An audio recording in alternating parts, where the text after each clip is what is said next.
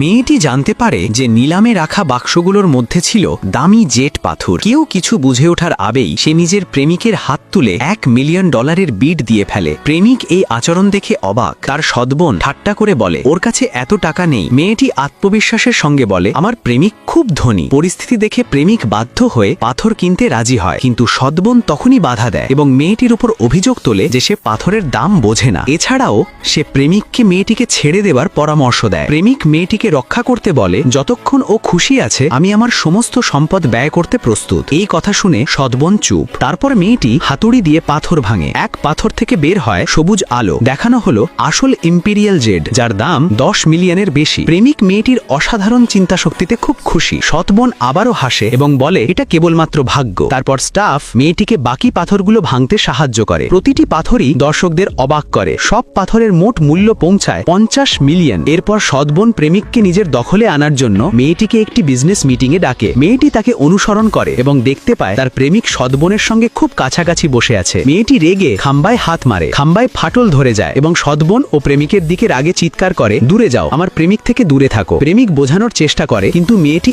আরো রেগে যায়। সে মাটিতে পা মারে, টেবিল ভেঙে যায় এবং সৎবোনকে সতর্ক করে যে তার প্রেমিকের দিকে আর হাত দেবেন না। এরপর মেয়েটি পালিয়ে যায়। প্রেমিক তার পিছু নিয়ে আসে, বোঝানোর চেষ্টা করে। প্রেমিককে ধরে সে বলে, তোমাকে অন্য কোনো মহিলার এত কাছে আসা উচিত নয়। আমি এখন বাড়ি ছাড়ছি এবং আমাদের সম্পর্ক শেষ। এই খবর শুনে প্রেমিকের দাদি মেয়েটিকে মানানোর চেষ্টা করে। সে মেয়েটির বিছানার পাশে সোনার ইটের পাহাড় সাজিয়ে রাখে এবং অনুরোধ করে, প্লিজ চলে যেও না।